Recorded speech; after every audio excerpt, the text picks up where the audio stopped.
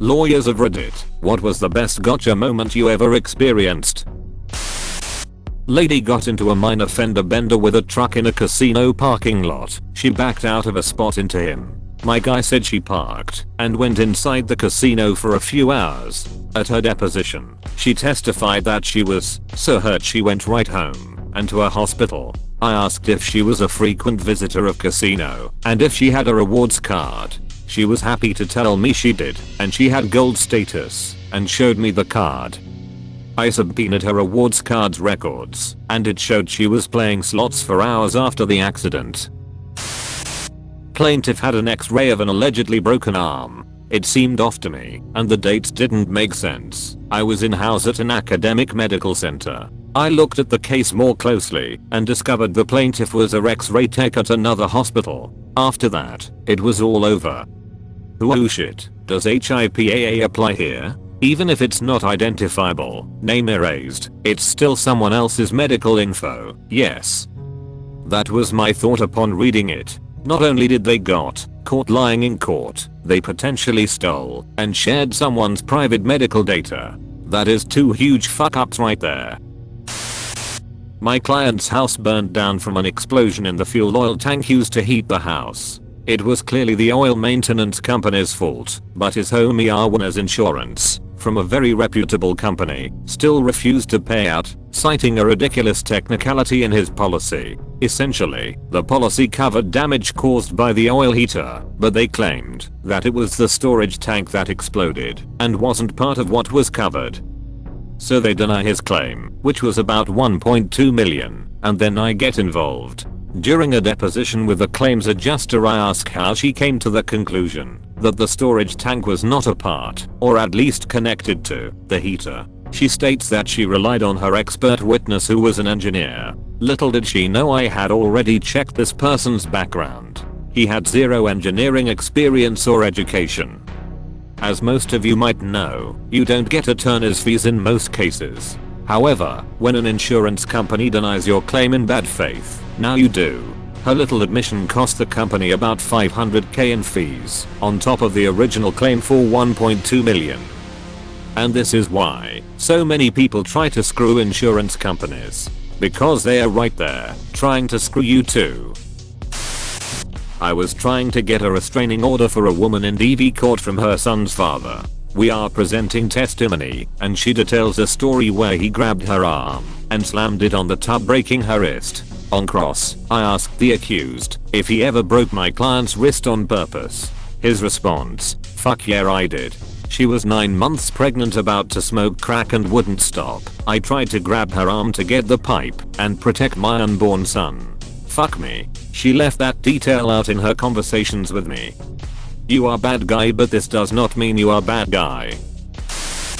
I had a former client file for bankruptcy, and in connection with that case, brought an action against his landlord for violating the automatic stay. In order to prove damages, he wanted to show he paid my firm for legal fees in connection with the landlord's pursuit of rent in violation of the stay. So this former client's bankruptcy lawyer serves me a subpoena to show up at the bankruptcy hearing. He didn't ask me any questions prior, but just gave me the gist of what the objective was, that is, verify with the court the time I spent and the cost to his client. The bankruptcy attorney called his client, my former client, to the stand first. He asked him questions related to his hiring my firm to do this, and that as it related to his landlord. Apparently that's not enough. The bankruptcy attorney wants me to verify these facts as well. I get put on the stand, and I'm asked to verify the invoice. I first object to the question as a precaution, since it may be a violation of attorney-client privilege to answer the question and to cover me for any claim by the bar or my former client. As predicted, the judge overrules and orders me to answer. I review the invoice, answer, "No, this is not my invoice."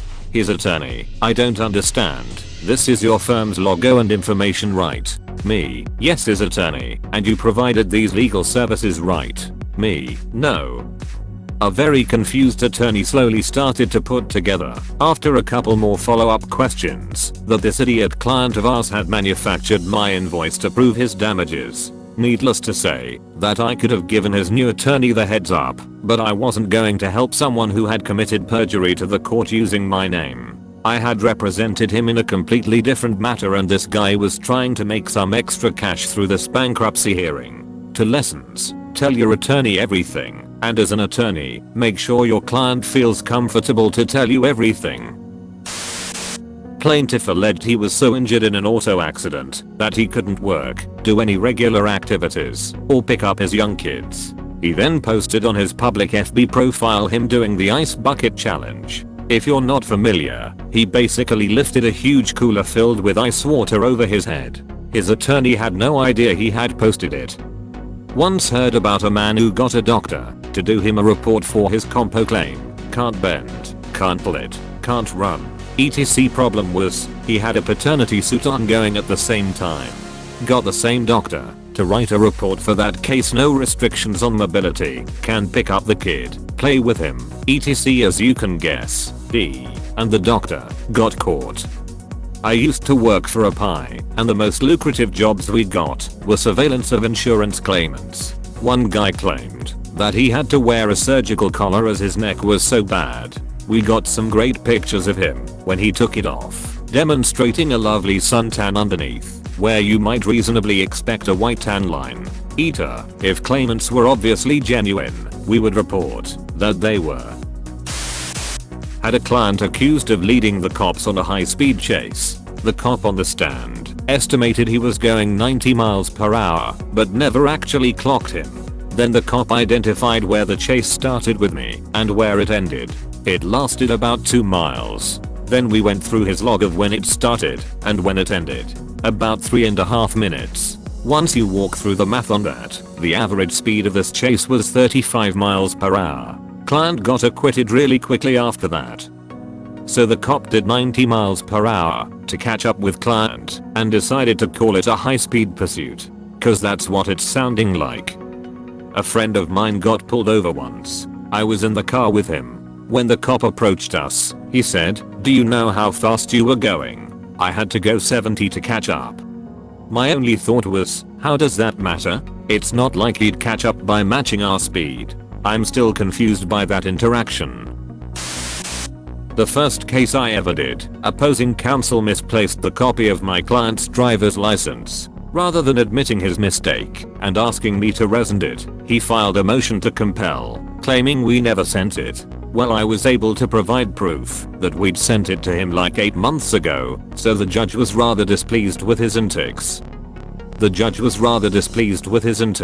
Not a lawyer, but this tends to be my impression with judges who catch people doing shady things. I remember once, during undergrad, being an intern with a probation office and the case ahead of our revocation hearing had a guy pleading guilty. During his rambling and disjointed allocution, the judge frowned. "So why are you pleading guilty exactly?" The guy replied, "My lawyer told me to."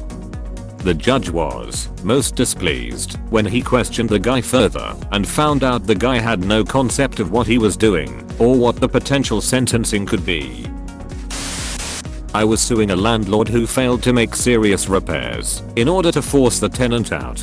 The hard part is proving bad intent instead of mere idiocy, so you get higher damages. Code enforcement was involved, so I request those records. The landlord left a voicemail to the enforcement department saying to hold off on the fines. They will make the repairs as soon as the tenant is forced out. That was an easy case. My brother is an attorney. He had a case where the guy said he was permanently disabled from a work accident. At a deposition, my brother overheard the guy talking about getting his house remodeled. He was already spending the money he thought he was getting.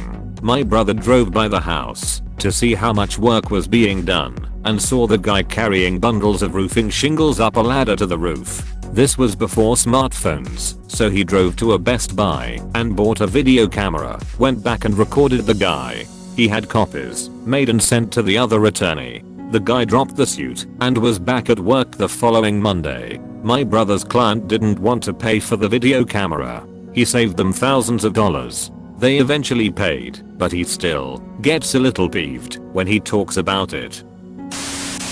I had client whose $60K car was ruined by a shop that put in the wrong oil. We couldn't prove it at first. The engine blew up, oil leaked out, and evidence was lost. I subpoenaed their bank records, figured out they bought their oil from Costco, called Costco and got their prices for the last 2 years. I then worked out the amounts they were spending, did some backhand math, and showed based on the values it was impossible they had ever bought the right oil. They settled in full immediately.